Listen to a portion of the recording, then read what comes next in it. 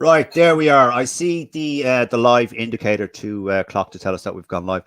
Ladies and gentlemen, a very warm welcome to you all, and welcome to this week's edition of Mauls, Balls and All, where it's your weekly kind of armchair analysis by a group of people who think they know stuff about rugby. But this week it's slightly different because we have someone who actually plays the game and is currently playing the game.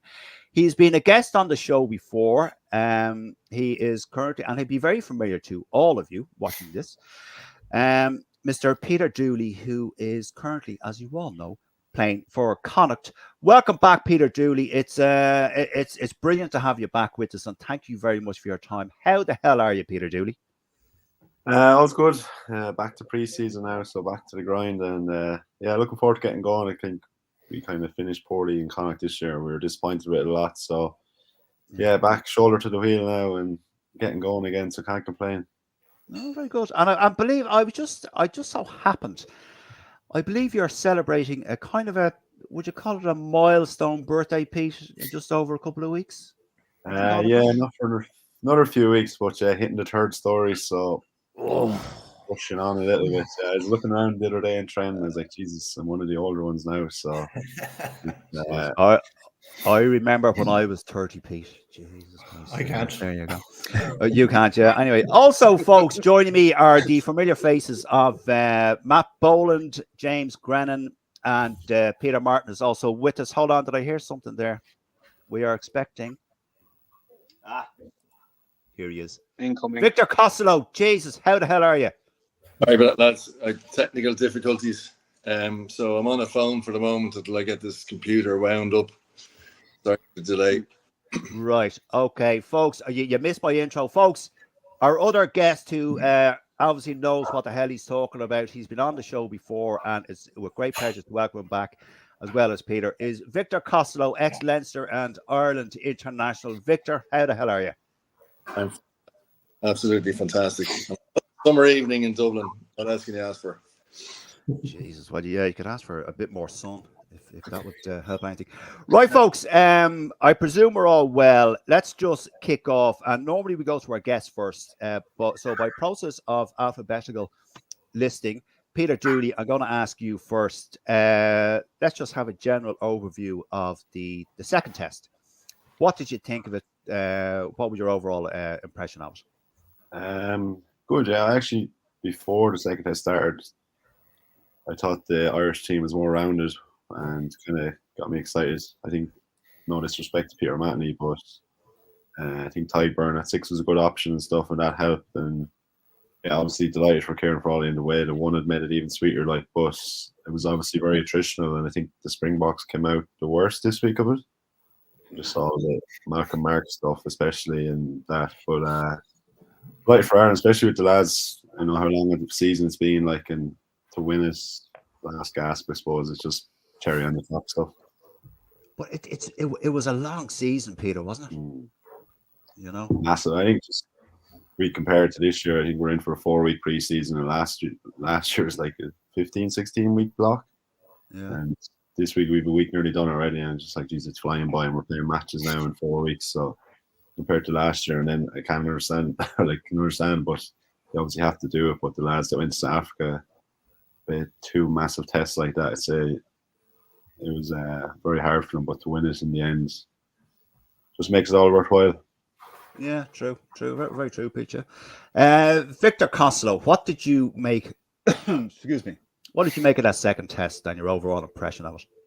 I thought it was fantastic mental strength, because if you add in the disappointment of the World Cup, potential disappointment of not getting the Grand Slam, but to finish the season, as Peter says, on a high is extremely hard to do, extremely hard to do over that amount of time, whatever it is. So,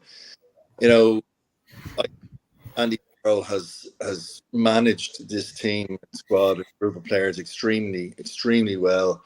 There are some pointers, like Ireland as a nation, we need to get used to potentially losing these games because of refreshing team members and blooding youth. But he encompassed this with the likes of Osborne and taking a selection risk, which came through for him.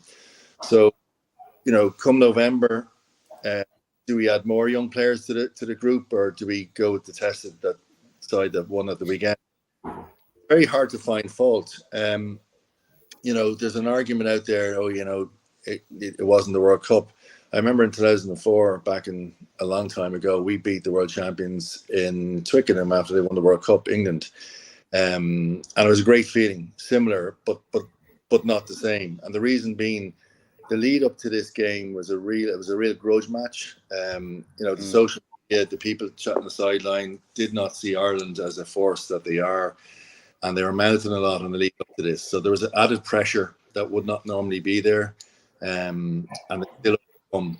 They won the battle in the match, and they won the battle in I guess in the social media. So it just shows you what's ahead of this team, and like everything, young players will desire to be into that squad, winning mindset.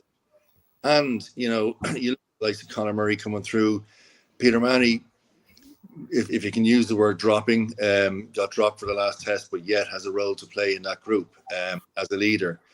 So it's a very strong group of players, a very strong, and a very happy camp, and happy camps win. The only issue we have is we're 3.5 years out of a World Cup, so you need to maintain it, and that's a challenge, Yeah. We were going to, in brackets after the title of this show, Victor, call it, it's your round now, Vic. That old chestnut. That old chestnut. I couldn't resist, Victor. Still sore. Matt Boland, what did you make of the second test? Overall impressions of it? Yeah, look, I mean, I think Andy Farrell was key in the tactics and getting a massive tactical advantage against Razzie, because we all know how Razzie likes to play mind games, and whether he's going to go with the 7-1 split on the bench, or what's he going to do, bring on the bomb squad. But I think Andy Farrell, the key to his was getting the physicality from the lads and getting the best out of them. As Victor has said, like dropping Peter O'Mahony is a massive call. Moving Byrne from the second row into 6 and get James Ryan into second row was a big call as well. And then having, with the injuries, having the guys that come in to take over, like Gary Ringrose off the bench, and then Big Stu in place of him on the bench, just gave a bit more bulk to Ireland to stand up to South Africa. And there was a good stat that I found out there during the week, and this will really kind of pinpoint the mindset that Andy Farrell was getting to his players to get stuck into South Africa.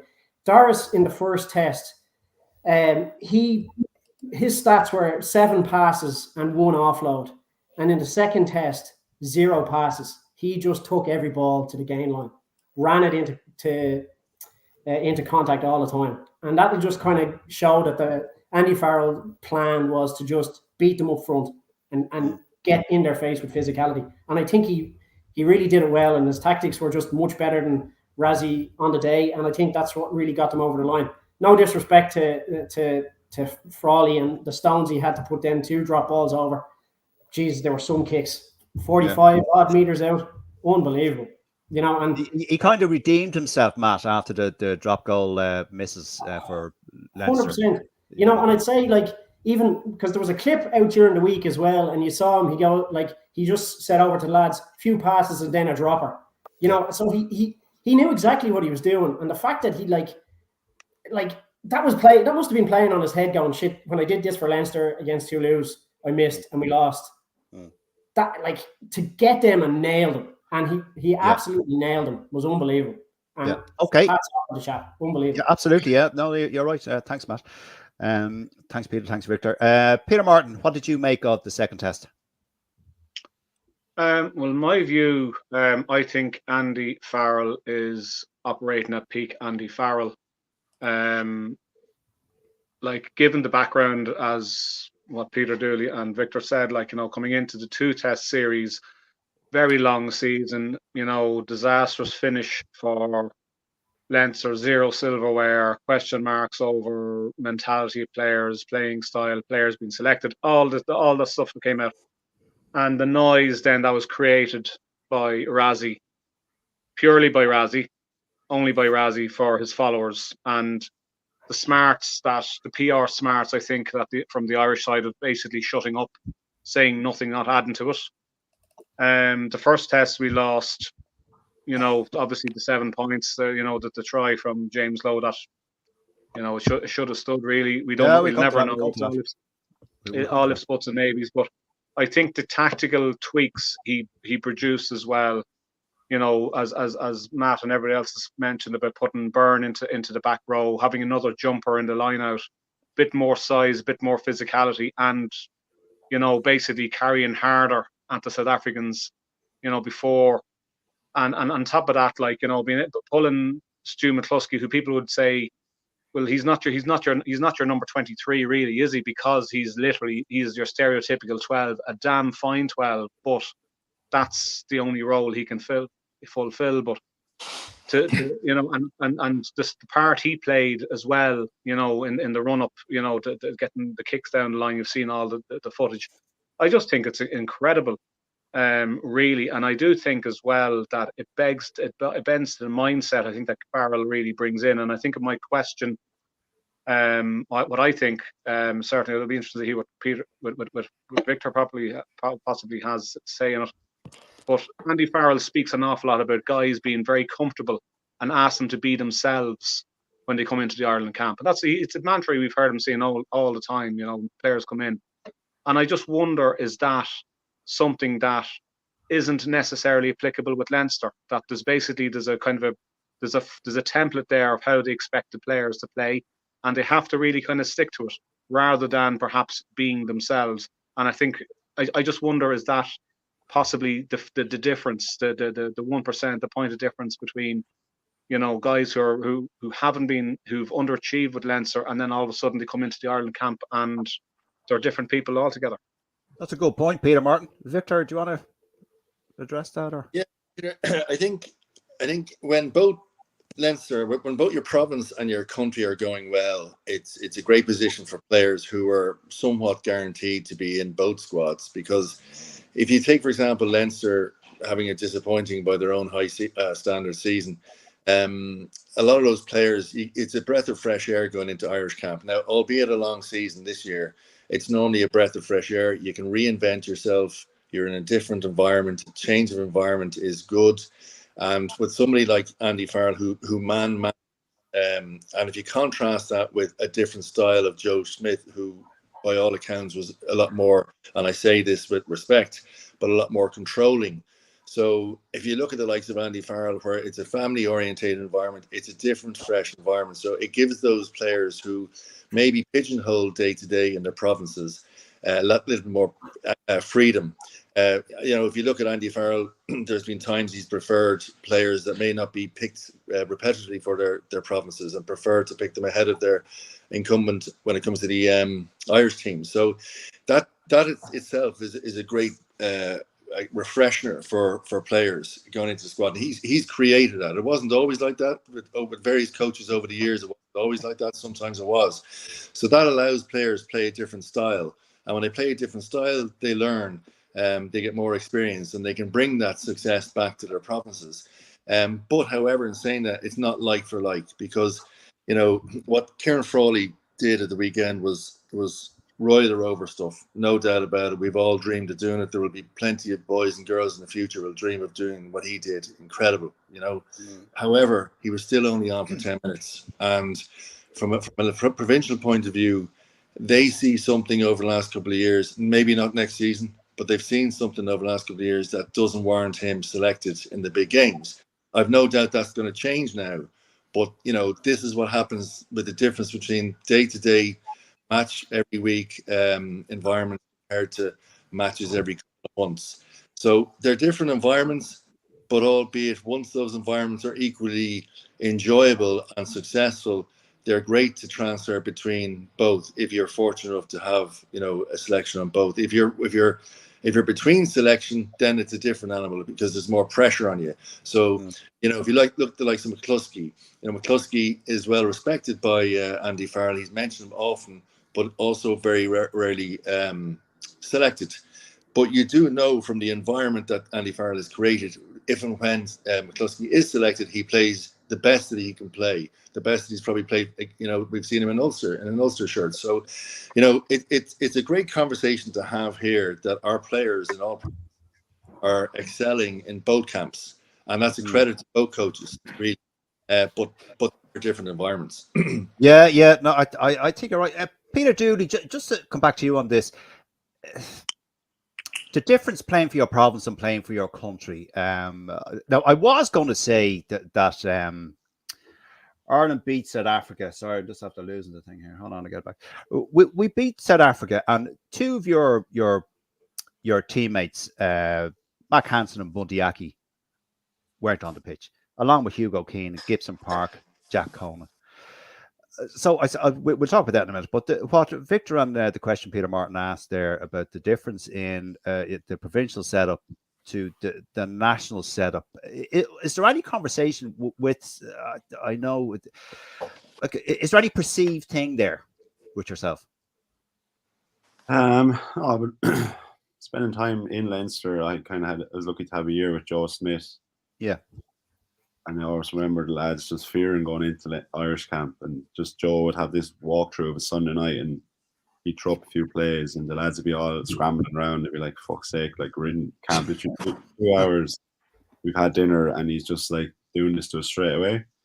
But then I'd be good friends with Josh Van der Fleer now, and I'd ask him a lot about camp, and he says like he loves going into Irish camp, and they get treated well, like, and stuff. And I think Andy Farr makes that environment for them, like, where they like really want to excel and be themselves in camp. And as Victor says, it's nearly a family, like, in there, and you can see the camaraderie all the players have, especially like the celebrations there on Saturday night. You see, it was Bundy and Craig Casey leading the charge, like, and you probably would never put them together off like out of rugby, like, but it's just like the family, as Victor says, in that. And I think that's what has really driven the Irish team on.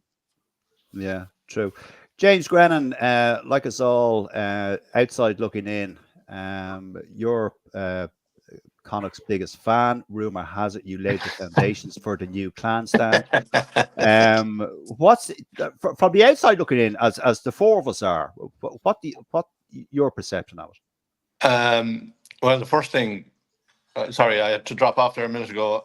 Our dog chewed the cable from my laptop, so I have to switch to that my old mobile story. phone. Yeah, the dog ate me homework. Yeah, he's here. Look, Yeah. fucking hesitant. Yeah, I know. I believe you. We don't need to see it. Go on. But just to get parochial for a minute, everyone has talked about the drop goals and everything, but I just want to mention Blady. The pass that Blade made there was a good 30 meters, and it was on the money, and the zip. And I've seen him doing it, day in, day out in Connacht rugby. But I just wanted to call that out because it's kind of been lost in the euphoria of everything. But I thought he did a fantastic job, and he acquitted himself really, really well. And I was very, very proud as a Connacht fan and Connacht supporter to see that and to see him getting his chance. In terms of the rugby, I just thought that was just full on blooded gladiatorial stuff.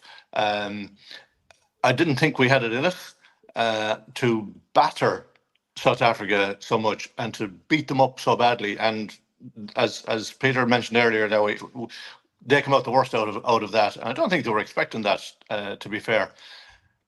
But I think that's what it took to beat them.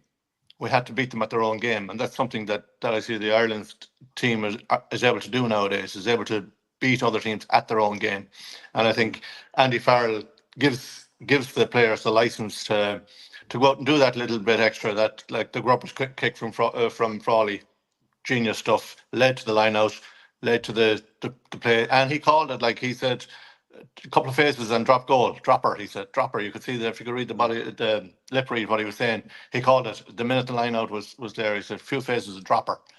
So he had it all planned, and they had the license to do that. Nobody came from the stands message down to the field or anything like that. The guys were able to make those decisions on the field, which is brilliant. There was no traffic lights, James. No traffic lights. No. Yeah. All right. Matt, anything you want to add to this, or any opinion on this, the provincial setup as opposed to the international squad or the national squad? No, look, I mean, the lads have kind of covered it all there. So and that I would be saying would be replicating what they've said. So, all right. Okay, we'll park that for the moment. Actually, no, we're not going to park it for the moment because I've another point to make about that. When I was watching that, and I'll ask maybe Peter Jude, I'll go to you first on this. When I was watching that game, yeah, we won it. Won it by a point. You could, if I was to play devil's advocate, we barely won that game, and yet he had Frawley took his moment and he executed it superbly. But there was a moment in that game, Peter, and it lasted for less than 10 minutes. It was from the 48th minute to the 56th minute. There was 3 penalties, and we were punished 3 times. And on the 56th minute, that's when South Africa took the lead, 18-16. In less than 10 minutes, we gave away 3 kickable penalties. For any team, be it provincial or international in a test match, I just think that you're not going. That's just no way to perform on the national stage, international test match stage, Pete. Yeah, I suppose especially so soon after half time as well. They know the way South Africa like to power play, bully you, kick 3 points, turn the screw, and then you have to chase the game, and that forces you out of what you're comfortable with. And I know, like in Connacht, we've calls ourselves. We kind of recognise, right, give me 2 penalties in a row.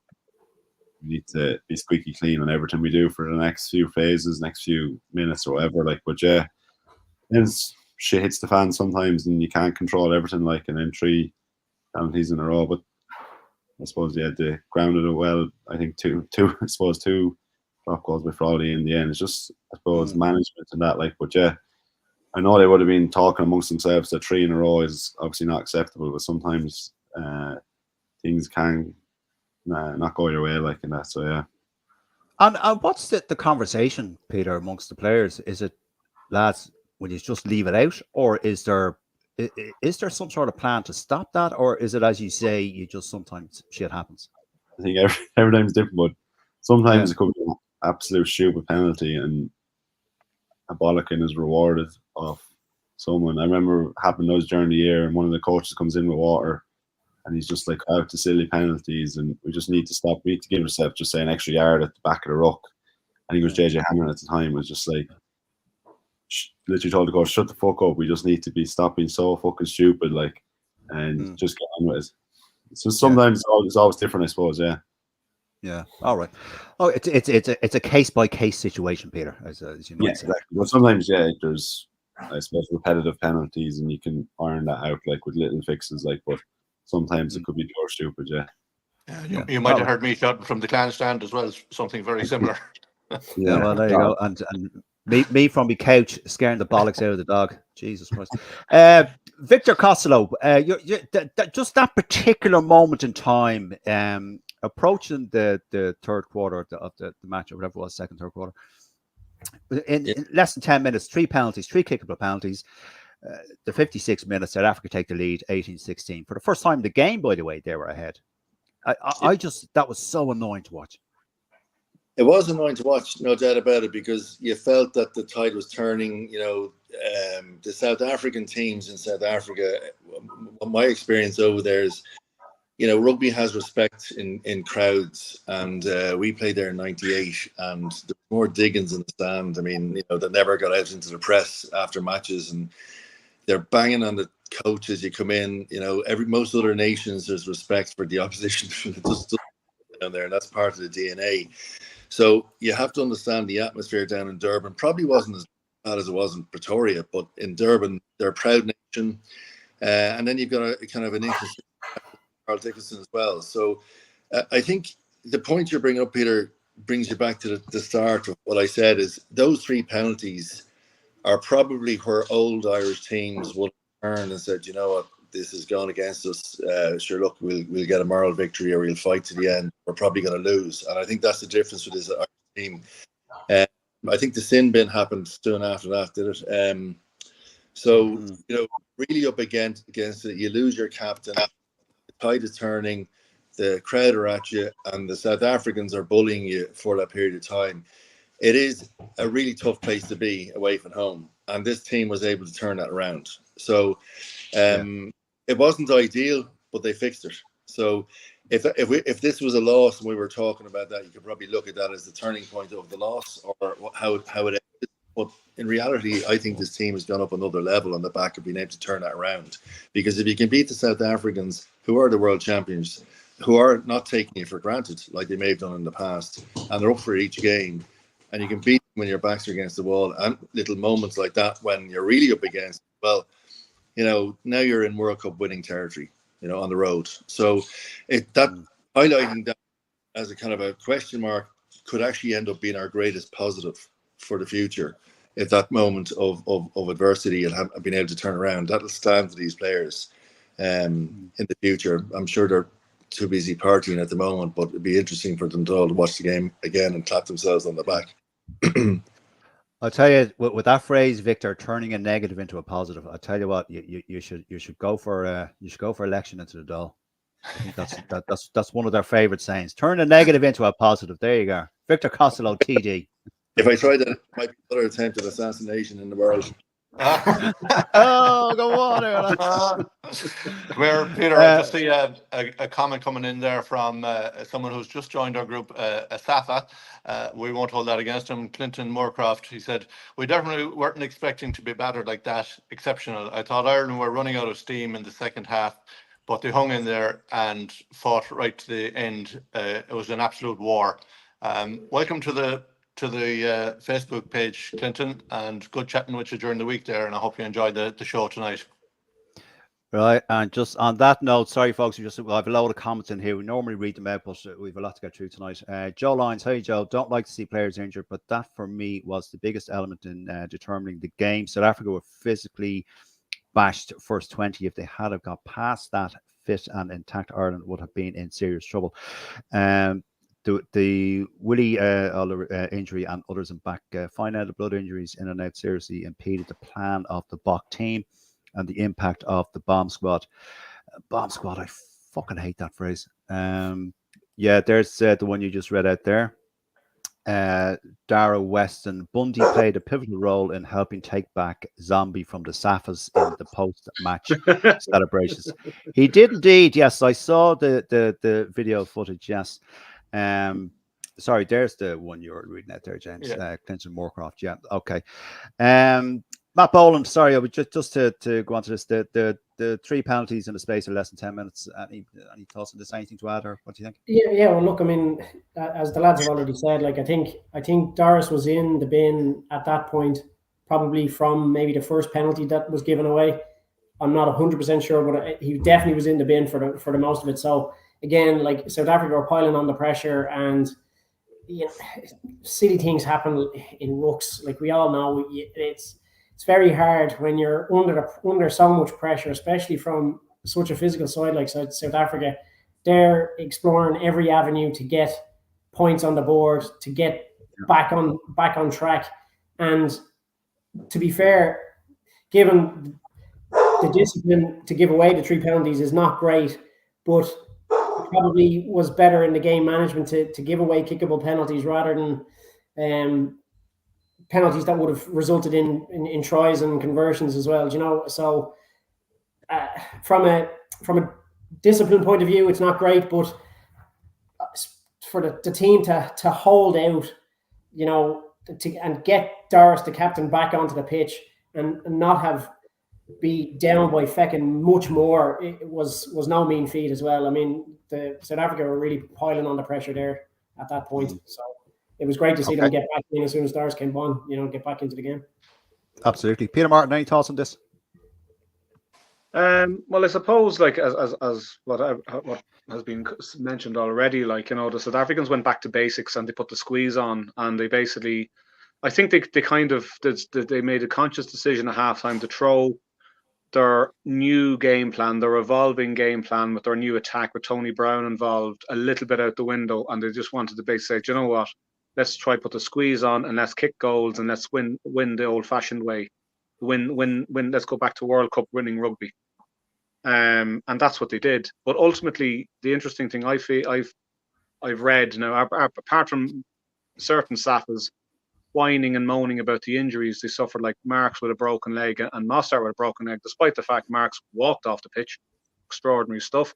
I think there's question marks being asked by the Safas of their own team, and that there was no try scored, and there's obviously, I think, not changing the subject of what you're talking about, the 3 penalties, but I think it has kind of led. Oh, you go to, ahead, Pete. You change the topic, whatever you feel free to. I just think based on the comments I've read online on social media, that there's obviously a question mark about the tactics that's now being employed, and that we can't have Pollard in the pitch if we want to score tries. We need to have Manny, Libok. Oh Christ Almighty! You know what I mean? This is what some of the Safa fans are now saying. At the moment.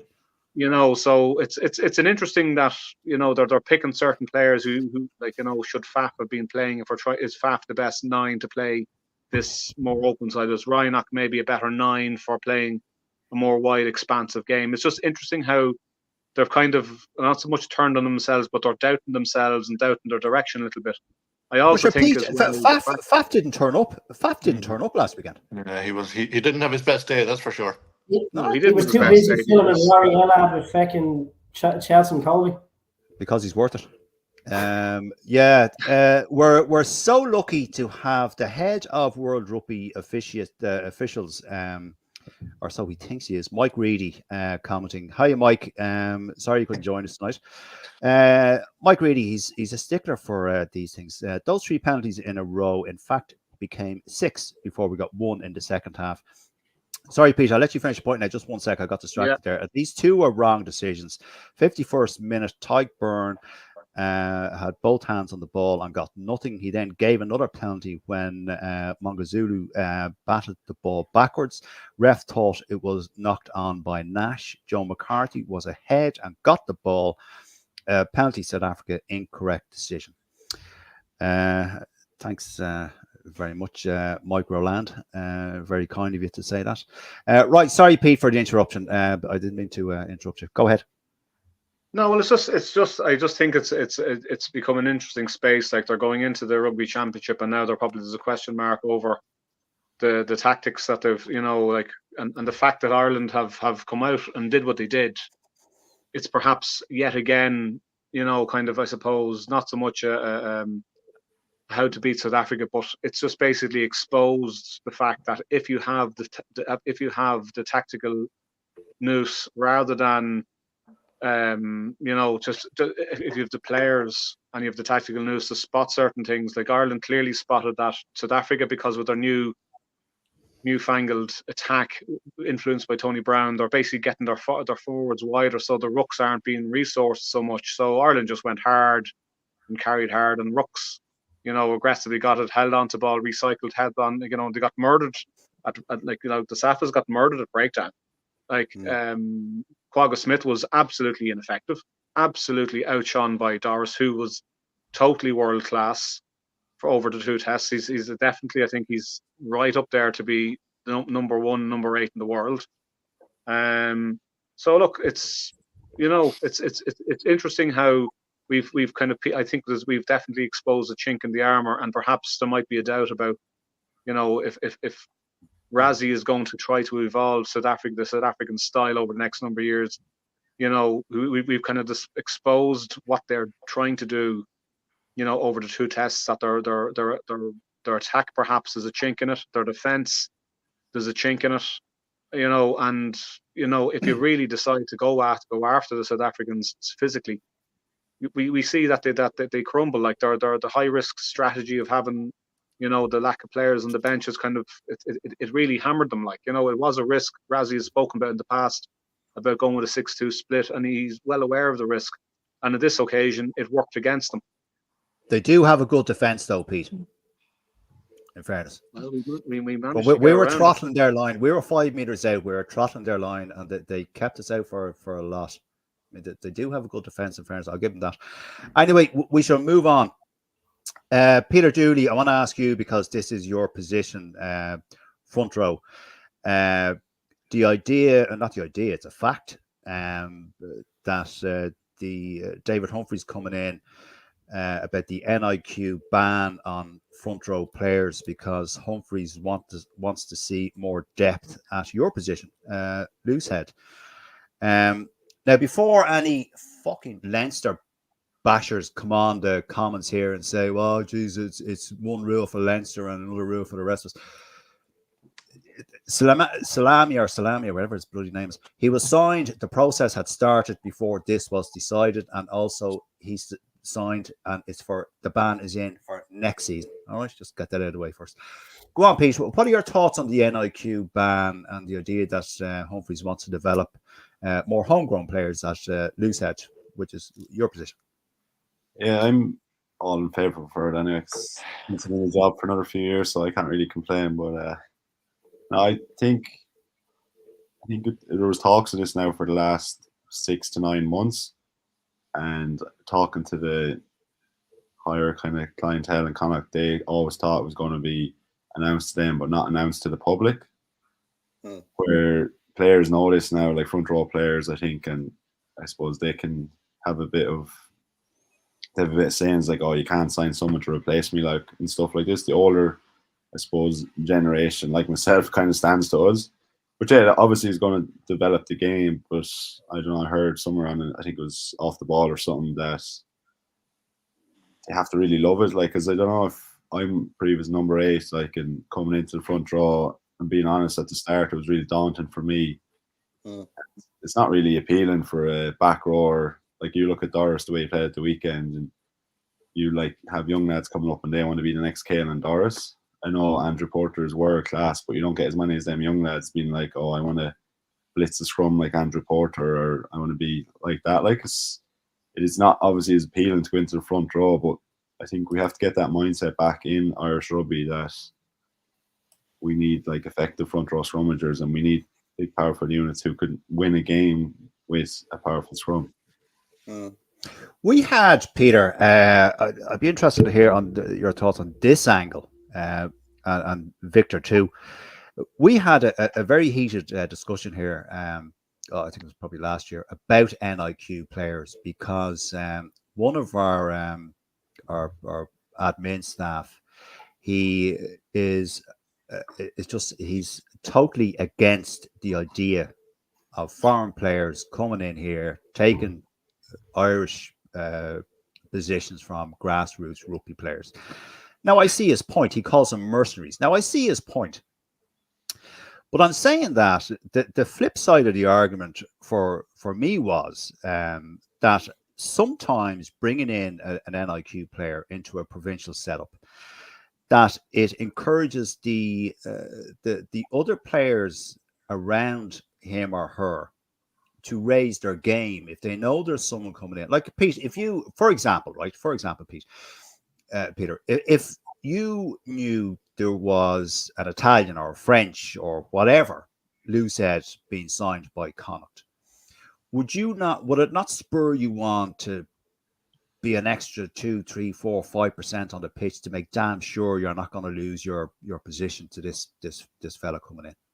100%, yeah. It's your livelihood at the end of the day. Like, if this lad wants to come in and he's literally taking money out of your hand, like, obviously going to up your game, like, and stuff. And I know from James Lowe and Jamison Gibson Park, when they come into Leinster, they added huge value. Like, but yeah, I think it ups everyone's games. You learn off them players, obviously, but at the end of the day, you're fighting for a livelihood. Like, so that's where it does kind of spur them players in and around it. I know some players, their mentality might be a little bit weak, and they could be just like, oh, fuck, that's me done now, like, whatever. But if you have that drive within you, you feel like you want to be number one, you want to be ahead of him, you want to make whoever it is that's signing them, like, regret the decision and be like, oh, fuck, why are you wasting your money on him when you could have given it to me?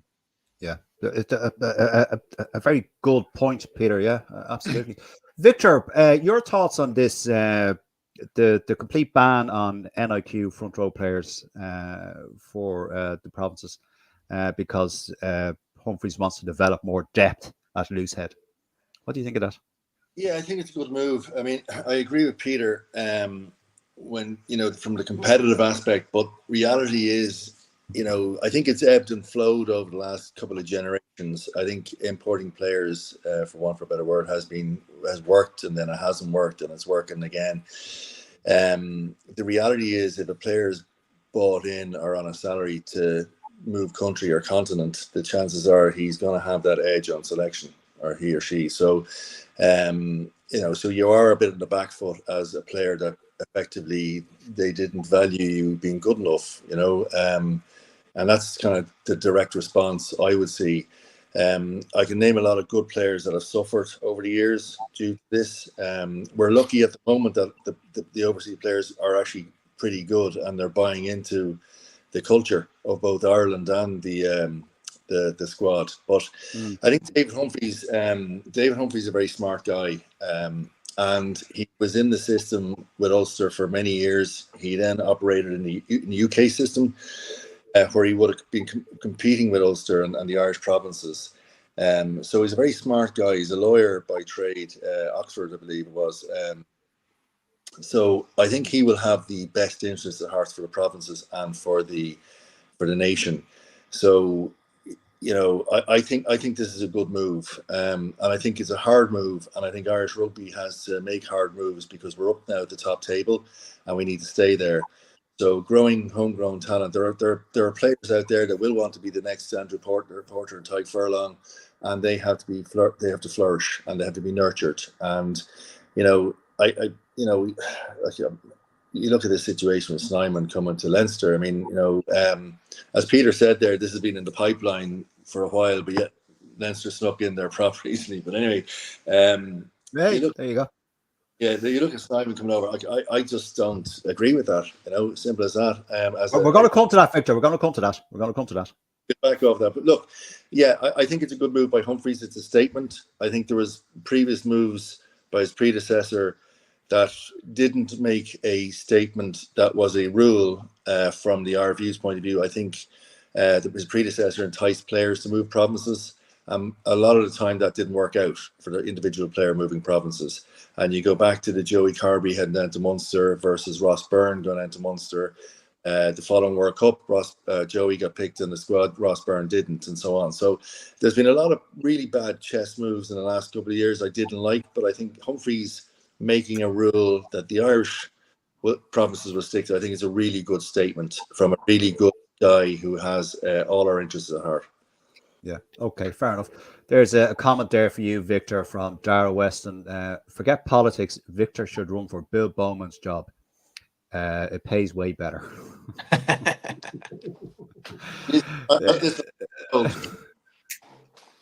There you go, Victor. James Gwennon, the NIQ ban for front row players. What are your thoughts on this? Well, I don't know as much about rugby as Dave Humphreys, so I'd agree with Victor. He's a smart guy and he knows a hell of a lot more than me, and I'm hoping it's a good thing, and I would like to see more Peter Dooley's getting their chance, and more Irish players. In terms of to Victor's point there about players moving province, before we signed Josh Iwani, who's coming in at 10. We're coming to all that. Yeah, I would have said that Frawley to Connacht would have been a great move, but that's null and void at the minute. But yeah, I don't know. I'll see how it goes. I think we have a lot of talent in this country. We have a lot of fantastic players, and this may be the move that gets people to, up their game and gives them an opportunity. So I'm excited to see what happens. I can't remember. I remember seeing it once, James. I can't off the top of my head remember what it was. A comparison of the player pools between Ireland, New Zealand, all this. I mean, for a country with the size of our player pool, we're on paper we're punching way above our weight. Way above our weight, yeah. That's something that makes me very proud. But it's in the last say 10 years or so, things have really moved on for Irish rugby and for rugby as a sport in Ireland. I remember my kids were very small. My young fella was only 5 when Connacht won the Pro 12, and he wanted to be Robbie Hedgehog at the time. That was his dream. He was going to be Robbie Hedgehog. Okay. Yeah, but they've joined the clubs. They both my kids play rugby. He's 13, she's 15. Both play rugby. Both very interested in it. They love it above any other sport, above GAA. They both play GAA as well, but rugby is still their top choice. So I think, yeah, given Irish talent, the opportunity I think is going to be great. And your son and daughter, James, they're not bad at the rugby.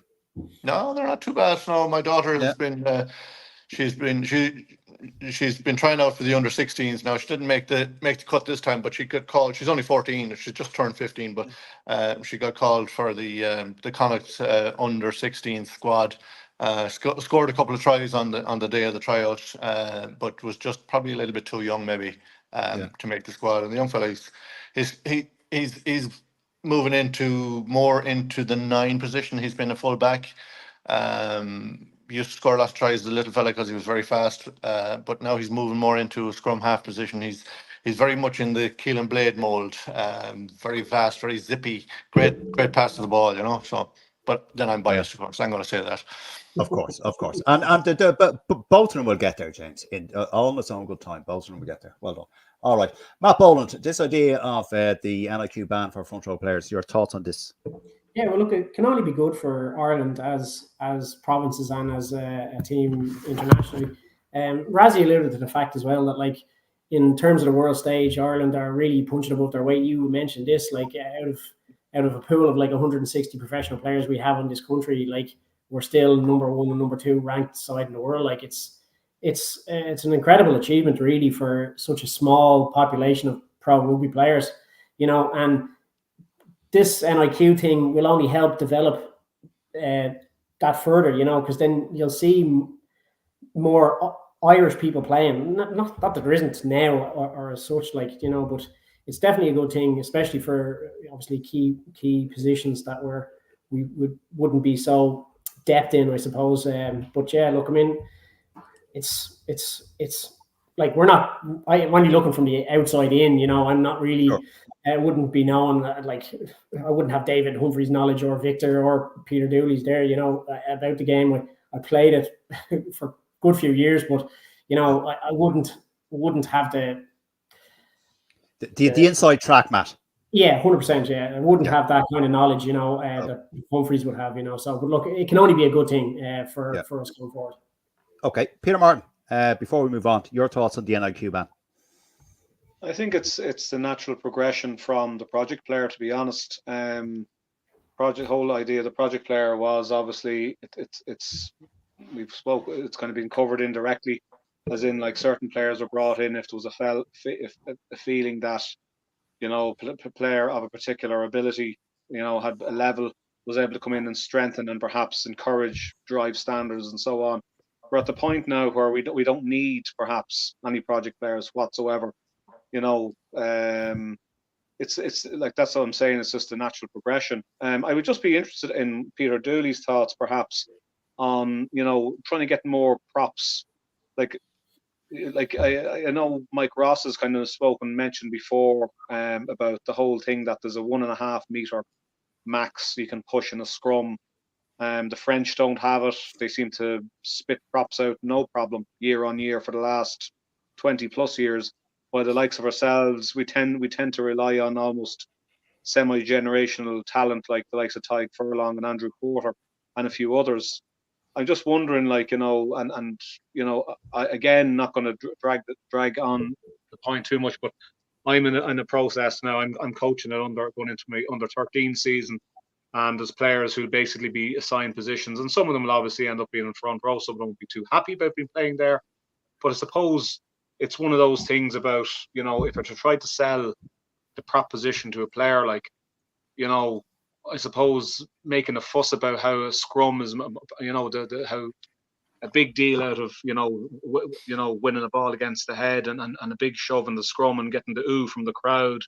I'm just interested to hear, like, has Peter any thoughts about, kids coming up, or how we set the road of, I suppose, creating a prop farm, for want of a better expression, and churn out guys who are 6 foot and 18 stone and are, really good set piece operators. Yeah, I think that it's tough because it's a fine line. as you said, the meter, a meter and a half, it goes the other way. You think, like on the other hand, I'm 15, 16, and I get pushed back a scrum 20, 30 yards. I'm like, fuck that. I don't want to go back and scrummage again. Like, when you're at that age, like, you're a bit fickle, I suppose. But then on the other hand, you get lads who do it and they love it just for that. That's where I think rugby, obviously, it's the old cliche, rugby is a game for all shapes and sizes. Like, where if we could develop these players as props when they're younger, it would obviously stand to us. Like, you see props nowadays. I suppose I was always a big lad. I always started in the back row. That's where I kind of developed my ball skills, like, and all that, my rugby knowledge. And then you get pushed into the front row. Whereas, like, I know Tyke Furlong is a bit of an enigma. He always was the loose head or a tie head prop, and we don't have many of them. And I think France and South Africa produce these like mutants from underage, like, and stuff, and they have that pool, which is a lot easier for them. Where I think Ireland, we nourish. Or I remember talking to Collie McEntee years ago when we got destroyed by England one time, and every man was a foot bigger than us, 4 or 5 stone bigger, like heavier than us, and I was like nearly distraught. Like, I thought my career was over. 16, 17 years of age, we're getting hammered by England. But he's like, Ireland always wait in the long grass. We catch up on them pretty quick, and then our skills and our rugby knowledge is way more developed, like, because they just put brawn and stuff into them when they're younger. But yeah, it's a fine line. I know we don't have the player pool and stuff, and I think obviously GA and that's huge, and players, like, lads don't want to be massive, they want to be nimble enough to play Gaelic football or hurling and stuff, like. So yeah, it's a tough one. But gentlemen, it's not all doom and gloom. There are props coming up through the system. I was looking at the under 20s squad. You've got Alex Usanov, prop, Clontarf. Now, I don't know if these are loose heads or tight heads. Maybe Peter, if you know, or Victor, or any Matt, Pete, James knows. Alex Usanov, prop for Clontarf. You've Patrice Bell, prop, Sale Sharks. You've Jacob Boyd, prop, Queen's University. Andrew Sparrow, prop, UCD. You've Emmett Calvey, who I think is playing on Friday against New Zealand, prop, Shannon. So there are props in the system, gentlemen. You know, it's not all like doom and gloom here. What do you think? Anyone fire something out there? No one? Anyone? I think the propping has the profile of props has risen over the last decade or two because they're a necessary evil. Whereas the game's changed so much over the years, and everyone's tried to change it. We're always chasing the Kiwis and the Southern Hemisphere, and then all of a sudden, you know, we maybe develop a kind of a wraparound in the back line that works, or, you know, a second wave attack, yada yada yada. But at the end of the day, if you don't have a good front row, you can't do any of that. You know, so yeah. I think the profile of props, and, you know, if you go back 10, 20 years, the French getting their props from Georgia or wherever it is, and French club teams, that is, the Argentinian props, it's an immovable force, excuse the pun. So I think the profile of propping, if you want a long career in rugby and a stable career in rugby, become a prop, because you're probably the most highly paid of all, apart from the superstars, really, in my view, because you can take down any team if you push them back in a scrum. And they're the dark arts that Peter knows well. And you know, it's an amazing, it's a technical position as well, so it's a skillful position. It may not be in the limelight, but it's again a necessity. If your front row aren't performing, you've got nothing, you know. And unfortunately, that's right at the top level, down to the bottom. Okay. Well, because props are paid so well, Victor, we will mitigate your point, Owen, and we'll put that responsibility onto Peter Dooley. The next time we're out, he's buying the first round because he makes so much money. We'll put that on Peter Dooley. All right. Here's to make it too, by the way. Right, gentlemen. Right. This now it has been touched on in the conversation so far. The signings. For me, there's been 4 signings that kind of make you kind of standout signings. Victor, I'll come to you first on this. The 4 signings that stand out most are obviously Snyman going to Leinster. Takir Abrahams going to, I think he's from Leon. Yeah, I think he's from Leon. Yeah, going to Munster.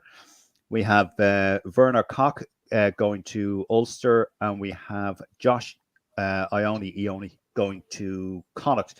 Of those 4, Victor, which do you think is going to be most beneficial? A most beneficial signing for the province. For me personally, and it's just my own thoughts, is I think Werner Koch is going to be outstanding for Ulster. That man has some experience, with the Sharks and Toulouse, and I think his Western Province as well. But he's also played. He's approaching 300 caps for the Sevens as well. He's some man, centre and where. Yeah, I think the obvious choice there is Snyman for Leinster, because Leinster have been for a tough second row that they've had throughout the years that have got them over the line. It seems to me I'm not saying it's right. I think it's completely wrong, but it's a massive insecurity from Leinster's point of view that they need this hard. I can't even remember their names over the years. You can tell me the Australian guy in the first 2009. They had the Scottish guy later on. Nathan Hines. Nathan Hines. So it's like an insecurity. They need a rough, tough second row to get them across the line to win a European Cup. And they've been at this for a while trying to secure it. So I think that might be the key. I think it's still a long road back to a European final. But I think it's completely wrong. I think from one Ulster point of view, I'd agree with you. But I think Ulster in the rebuild phase. So what Richie Murphy's done up there has been great near the end of the season. But I think they've got a lot more work to do.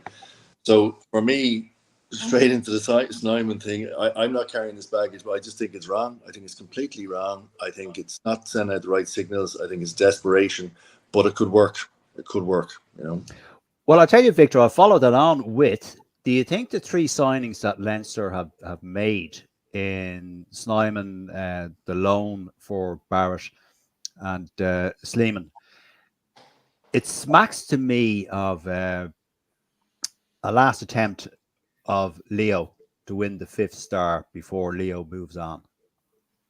Yeah, could do, but I don't think either of those would have been the difference in maybe Snyman might have been the difference in Tottenham Hotspur Stadium.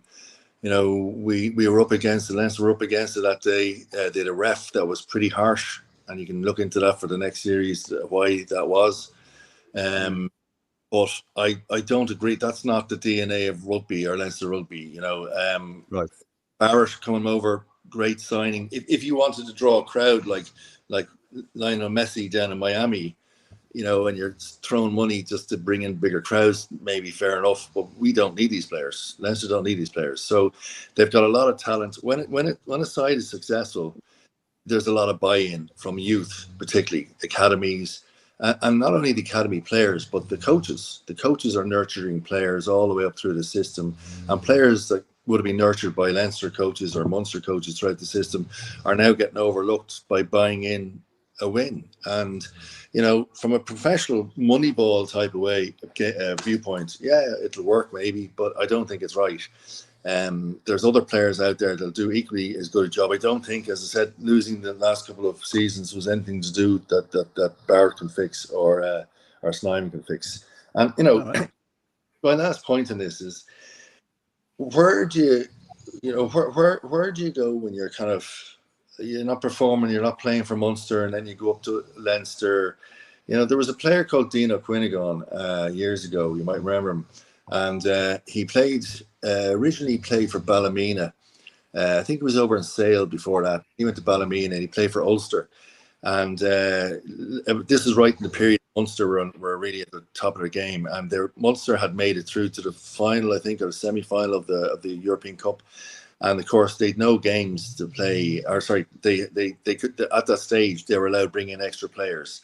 Declan Kinney decided to get Dino Quinnigan from Ulster and bring him to Munster. And Declan Kinney turned up in a very hostile Munster dressing room that included Mick Goey, Peter Closey, Alan Quinn, and all of the greats in a Munster jersey. And the last that was the last time that happened, and it's happening again in a more professional environment. But at the end of the day, from a dignity point of view, stick with the club, play with the club, and I think there's a bit of old school DNA when it comes to contact sports. You got to trust the people around you. You got to trust the systems, the academies, and just buying players like this at a very loose way, I don't think is right. Now, I'll get slammed for saying that because, whatever. I don't really care, but I don't. I don't like to see it. I think there's enough talent there. There's enough time put into that squad, that franchise Leinster, and clearly I've been thinking a long while. So sorry for unloading on you guys. No, you're not. Come here. I meant to ask you, Victor. How's business over in Florida? Right. I see all your LinkedIn video posts and all that, and I like them. Either me personally, or if I like something, it's under Ruck This, which is the same thing. Yeah, no, I see you liking it. Thanks very much. Keep liking it. Yeah. All going well anyway in Florida. Great, yeah. Gives me a couple of weeks. Oh, good stuff. Peter Dooley, what do you think of those 4 signings? Now, obviously, Josh Ione. I don't really know much about him. Is there much buzz in the amongst you guys about him coming over? I think so. Obviously, JJ is out for the probably guts of the year. So obviously Jack is club captain and stuff, and he'd lead us into the season. But touch wood now, if anything happens, Jack, we've pretty limited. So I think, everyone's looking forward to it. I think they're just sorting his work visa at the minute, and hopefully he can get over for a bit of pre-season and then get going. But everyone's hugely excited. He's an All Black at the end of the day. And obviously he's got, I think, 1 cap, a few minutes off the bench, but still to being around All Black squads, and I'm sure he has depth of knowledge. And with Mark Sexton taking over our attack, and that, I think their 2 minds combined will be great for us in an attacking sense, and hopefully for the club going forward. Exactly, yeah, exactly. And the other 3, Peter, any thoughts on Slime going to Leinster, Werner Koch going to Ulster, and Takir Abrahams? Again, I don't know anything about this Abrahams fella. Takir Abrahams, we played Leon in the European Cup this year, but freak athlete, and if Munster can keep him fit, and obviously they're playing a good brand of rugby, he will be electric. I know the 2 Connacht boys that are going to Munster, Tom Farrell and Dermot Clegane, they're excited to get going with him. And Munster have a good few options with Nankivell. Obviously, has been a good signing for them as well. Their backline looks shrewd enough. If you, Peter, if I was to say to you, right, Pete, you and you can have 1 player from whoever off the top of your head. What 1 player would you want on your team? It's hard to look playing for comments. Come on, I'll put you on the spot now. 1 player. Who would you? Dupont is the first name that comes to everyone's mind. I'd say he's just Dupont. Yeah. Yeah. Blade fucking loves you now, Pete. Hard look past him he's beating every team in his own but yeah. Yeah. I thought I was going to say the 2 best scrum halves are probably Dupont and Faf de Klerk, but I think Faf de Klerk let himself down badly last weekend. Yeah. Right, James Grennan, those 4 signings. Following on from asking Peter Dooley about Joshua Ione, what do you think of those particular 4 signings? You can start with Joshua Ione going to your team, Connacht. Yeah, I've looked at some of the YouTube clips. Obviously, I was interested. Didn't know a lot about him. I've seen a few of the YouTube clips of the stuff he can do, and he looks a very exciting prospect. Disappointed JJ's out of the mix. I love Jack Carty, but there's some days he frustrates the hell out of me, and I know he's co-captain and all that, and sorry Peter, but he just fucking frustrates the hell out of a lot of the Connacht supporters as well. You're just hoping, you're covering your eyes when he's stepping up to kick the ball, and you're thinking, oh Jesus, please fucking be on form and get this, I'm interested and excited to see what Josh is going to bring to the party. As Peter alluded to, he's capped All Black. In terms of Snyman going to Leinster, if history has taught us anything, he's going to be on the fucking. He'll be on a fucking gurney somewhere for most of his career in fucking Leinster, and he'll only be fit when it comes to an international game and he's able to play for South Africa again. I sound like Mike Farage, what you call him, fucking Reedy here now. So he's a mercenary. No, I think it's not Snyman's fault. He was forced out of his role in Munster due to the rules, and he had to go somewhere. And the IRFU brought him into Leinster, see out his time and all that. And I admired that, but I don't think he's going to be any benefit as such to Leinster if he's not fit, if he's not injured. And Munster fans will tell you he never played for Munster. He fucking only played for South Africa. He was of no benefit to them at all. As for Wiener Cock, I think Sarah Duffy will be losing her life when she sees him coming on. That she'll be awful delighted altogether. Our friend, our co-admin, Wiener Cock, and all them coming in there. She's going to be delighted. I don't know a lot about the man. And he's a good player, James. He's a good player. He's an explosive player. Yeah, the sevens caps, like that's phenomenal. He looks like a big unit for a 12. So yeah, he's going to be tough to stop for us Connacht fans. Yeah, for Leinster fans as well. Yeah, who did I miss there? Did I miss anyone? Orgy Snyman, Werner Cock, Josh Ione, and Takir Abrahams. I don't know anything about. I don't know anything about Abrahams. I'm sorry.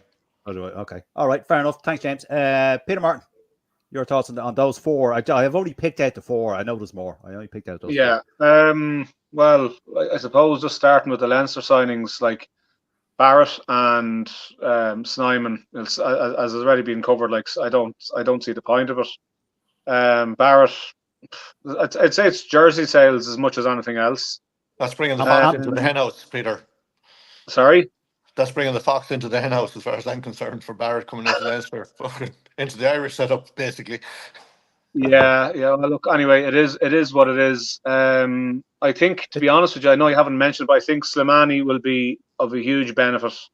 That's my own personal view. Coming in as because I've said it on here before in the past that the type of prop that Leinster needed coming in, because in my view, Alalato just didn't deliver enough. You'd have to bring in a Safa coming in, or else somebody who could basically scrummage in top 14, because if you can't scrum in top 14, we may as well give up the game as a prop. So I think even though he's at the butt end of his career, but he'll bring an awful lot to those around him. Help those who are basically to close the gap on Tyke Furlong, and indeed possibly help some of the other props that are there as well. Moving on from that, Takir Williams in Munster. Heard an awful lot of stuff that he's super quick, electric player, exciting player to get bums and seats. He'll complement what's there with Munster. Connacht, by Christ, they really needed a 10, and I'm delighted that they've got good quality there. Seems he's good pedigree that's coming in, so best of luck to him. It'll be interesting to see, the extra 1 or 2% point of difference he'll bring to Connacht's attack, but I don't think that's necessarily where he's have a problem. As regards Ulster, Werner Cock, rebuild job with Ulster. Hopefully it'll work out better than it did with Mr. Kitsoff. Jesus. Kitsoff. Yeah. That's it really in a nutshell. All right. Okay, Matt, those four signings. James is gone again. Matt, those four signings: Snyman to Leinster, Abrahams to Munster, Ione to Connacht, and Werner Cock, or whatever you call it, to Ulster. Yeah, well, we've talked about this at length on other shows here, and me personally, I didn't really want Snyman. No offense against him, but we all saw his record for Munster. It wasn't great in terms of playing. As the lads have already said, he really turned up. He played for South Africa and then came back injured and was on the bench again. So I don't think he's going to give a whole lot to us. I do personally think the Ioane signing for Connacht is a good one because, correct me now if I'm wrong, but didn't he play for the Maori All Blacks against Ireland a couple of years ago when we won? Yeah. So like he is a good prospect for Connacht, and I'd say he'll do really well over there. Okay. I'd like to see him do really well. I don't know what it is about Connacht. I have a soft spot for Connacht. My man's from Tipperary, and she's a massive Munster fan, and I'm just I don't know what it is about Connacht. I think I just gained respect for them when they beat Leinster in the final there. All right, Matt. All right. I didn't want to bring it up. All right. Just Well, look, these things have to be said. Abrahams, I don't really know about him too much. And Joran Koch, like you've said, he's a wealth of experience. That'll be great for a rebuild in Ulster squad. He'll just have so much knowledge there to bring to the team there and help Richie Murphy already rebuild what he's done the end of last season. So that'll be a good one for them, I would imagine. Okay, we are at 1 hour and 10 minutes. Jesus Christ, time flies when you're having fun. We're going to definitely end on this, and we need to be brief, right? If we can, please. So because we want to end on this because we're way over time. Victor Costello, I'm coming to you first, being the ex-Leinster player that you are, and Irish international. Have Leinster sorted their 10 issue finally? Jeez, I didn't know they had a 10 issue, did they? Oh, fucking right, they did. Sure, they didn't know who to play week on week. And another thing, I should have preempted the question with this. I think Victor Osborne has done Frawley a favour because Osborne has now cemented the 15 jersey behind Keenan. So you've got Osborne and Keenan taking up the 15 jersey for Leinster. So the only other position, look, Frawley's not a 12. He's played there before, he can cover it. But surely his number is 10, Victor, after that.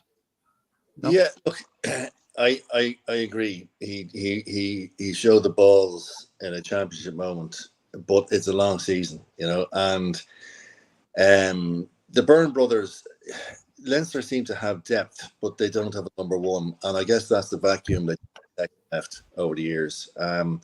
So when you have someone like Johnny Sexton, who's such a dominant force in both the mind games, the competitiveness, the skill, the knowledge, the experience, why isn't he involved in rugby at the moment? I don't know. He's sitting in Rathmine while they're off on tour and doing Six Nations, but anyway, that's for another conversation. So after someone like that leaves, it leaves a vacuum. If he left earlier, we might be having this conversation, but he didn't. He played till 38, and played very well up to his last few days. I think Leinster have an embarrassment of riches. If there was a problem and they didn't have out halves, we wouldn't be having this conversation either. So they do have an embarrassment of riches. They see on the field what day in, day out in the training field. I do think that Frawley stepped up another level. He shows he can win games, pull games out of the fire, no doubt about it. And that those drop goals were something like Stuart Pearce in the '94 World Cup when he banished the team as a losing or missing a penalty. I think it was the 1990 World Cup. But it's very hard to say. All the kind of euphoria and goodwill is with Frawley, but it's a long season, the Leinster season, and I think he's been given chances, but it's been an easy thing for the Leinster management to pick him as a utility back and put him in 12 or full back and everywhere apart from 10. So I think he will get more time at 10, and maybe at that stage he'll cement that position on his own. I've no doubt he has the talent to do so.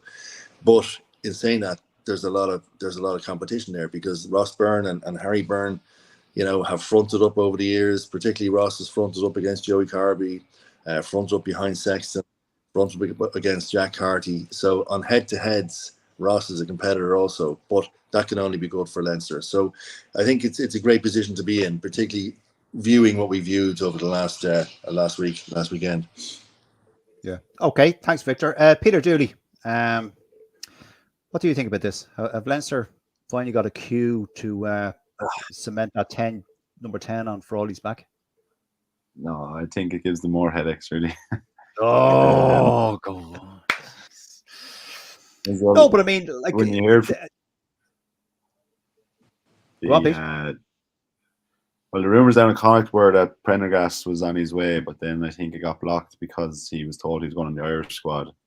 So then Leinster obviously were like, well, if he's going into the Irish squad, he's going to play more for them. So, and then knowing Ross Byrne, the competitor is, he won't lie down either. And I think Leo, like, obviously they respect him a lot, like in that. And I don't know what they're going to do. To be honest with you, I don't know. Yeah. Okay. All right. Fair enough. When I was playing, we had a fullback called Gervin Dempsey, and Gerv was the most solid fullback under a high ball. Never, I don't think he ever dropped the ball for Terranure, for Leinster, and for Ireland. And Jordan Murphy, the skillful Leicester fullback, I think he's coach for Leicester at the moment, was the person that everyone was talking about. Why isn't he picked a fullback? Why isn't he picked a fullback? And eventually, I think he was picked a fullback. But the team and the squad, I'm not saying we preferred Gervin Dempsey at fullback, but we knew why he was being picked, because you'd look behind. If the ball was kicked by Raj or one of the likes were back behind us, we knew that ball was going to be caught and kicked back with interest. So, looking at the outside in, you can see things sometimes the coaches can't see, but also from the inside out, there's reasons, and those reasons deserve enough respect, So I agree with Peter. I think this is going to cause a lot of headaches. It doesn't make Frawley a player that we don't understand, that may have deficiencies. I don't think that's the case at all. I just think you're in a highly competitive environment there. You're not going to move Ross, Harry, or Prendergast to full back centre. You could move Frawley. So I think it's a great problem to have, but I would expect to see him get more airtime. But that was the situation with us. We really respected Gerv and full back, but yet people on the outside couldn't understand it. They always thought that Jordan Murphy was a better fit. He'd more attack, he'd more pace, and so on. But it took for Jordan to start fullback for the Irish team. Okay. All right. Thanks, Victor. Thanks, Pete. Peter Martin, your thoughts on this as brief as you can. I would just basically agree with what Peter Dooley's saying. Like, I think it's there's going to, the clamour is huge, that, and there'll be shock and horror and the whole lot expressed in social media and everywhere else if Frawley, when he's back available after the break, he won't be basically put into the 10 jersey immediately. Look, it is what it is. Like, it's going to create further selection issues. I really don't fancy being in the Leinster setup, having to make the hard calls. Maybe fatal dictate. There could be a bad injury in pre-season. It has happened, and a decision could be the decision could be made. But look, I think as we've seen before, like I think it's one of the crucial things that it shouldn't be forgotten that in Leinster's biggest game, when they were in the Tottenham Hotspur Stadium, Frawley came on and tried to actively win the game by using a drop goal. He failed, but he had the balls to take that on. Yeah. Now, it's not so much a criticism of Ross Byrne, but perhaps he doesn't have the mindset, however, but I don't remember seeing Ross Byrne ever attempting a drop goal. I think I do think there's an element of certain kind of ideas as regards how Leinster play, and they're possibly too wedded to it.